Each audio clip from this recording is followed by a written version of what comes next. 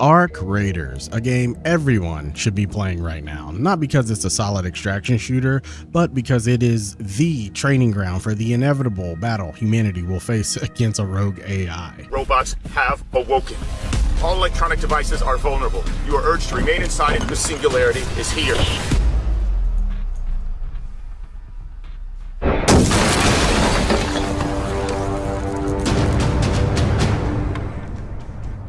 I am here to delete you. Now, depending on who you talk to, there are conflicting ideas about the state of the game right now. Some people think the casual Care Bear PvE times are long gone and we have ushered in the era of kill on sight. Meanwhile, other players, myself included, we feel like our lobbies have been relatively peaceful and PvE focused. All of this has led to speculation about how the matchmaking is being done. And over the past few weeks, there's been some rumors about what some are calling either behavioral or aggression-based matchmaking. YouTube creator Domi explored this idea. Alright, in order to make this experiment, I've bought a secondary account and I've played on that account for 40 hours. On my account number 1, I'm practically friendly, I never shoot, and on my account number 2, I always PvP, and the behavior in these accounts are so drastically different that I have decided to make a whole video on it. Wait, hold on, before you fight, let me ask you a question. No. How often do you shoot people inside? I'm genuinely curious. Like, do you usually just kill people or no? On this map, exclusively yes. Exclusively yes? Okay. I'm down to fight now. Now that I got the answer, I'm down to fight.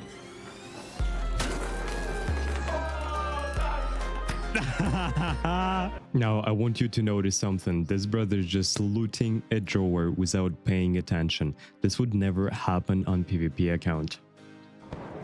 Closing the door. Oh, someone is getting shot. What the hell? I killed that guy, but I revived him. I killed one of these other people over there because they killed someone. PC Gamer also interviewed art director Robert Sammelin, I hope I'm pronouncing that right.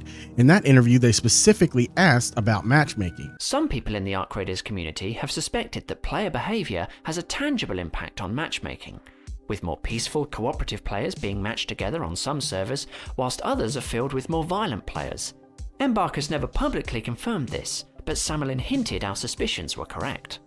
No, it is, without going into sort of excruciating detail, it is... We'll take the detail.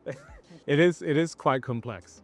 So we do analyze behavior and match accordingly.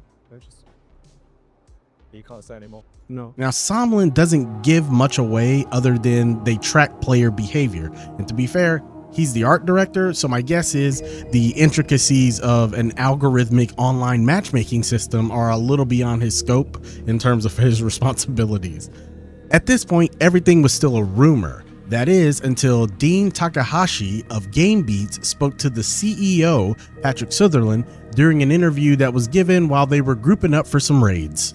Matchmake now based on how prone you are to PvP or PvE. Mm-hmm. So if your preference is to do PvE and you know have less conflict with players, you get matched up with that. You'll get more matched up.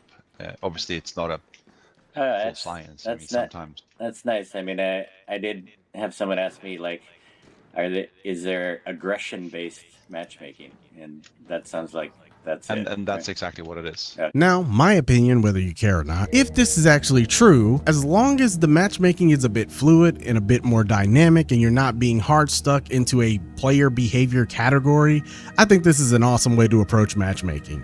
One of the reasons I think people have an aversion to extraction shooters is because they've kind of developed this reputation as games for sweaty PvP players. Arc Raiders having such a developed PvE landscape paired with this type of matchmaking, I think creates an environment that is very inviting for more casual players. And having sufficient content that is approachable for casual players gives the game a much higher ceiling for growth. Even Shroud is on record saying Arc Raiders has the potential to maybe become the next Fortnite. This game is definitely the biggest game since Fortnite, for sure. The only other game I could think of along the way would be like maybe like Valorant and like Apex. But I think this game's bigger than both those games and will be bigger. as time goes on. While I don't share that level of optimism, I do think that Arc Raiders has proven that there is a huge appetite for a more casual friendly extraction shooter. Now that's it for our main story. I did want to mention a couple of stories that highlighted some games from 2025 that I think deserved a little bit more love. The Steam Awards happened and they gave Game of the Year to Hollow Knight Silksong. I don't bring this up because I particularly like Hollow Knight Silksong or anything. In fact, quite the opposite. It's really not my cup of tea at all. However, I do find it emblematic of all the cool games that came out in 2025 that were from indie devs or smaller teams. There is a long list of games that could have been Game of the Year outside of the Game Awards, which we all know is pretty biased toward bigger titles. The MMORPG Awards also recently took place. The runner-ups were World of Warcraft, Final Fantasy XIV, and Guild Wars 2. Now, if the 3 most successful MMOs in the world are competing for second place, that must mean the winner is truly something special. And I personally think it is, and I think it's an award that is well deserved.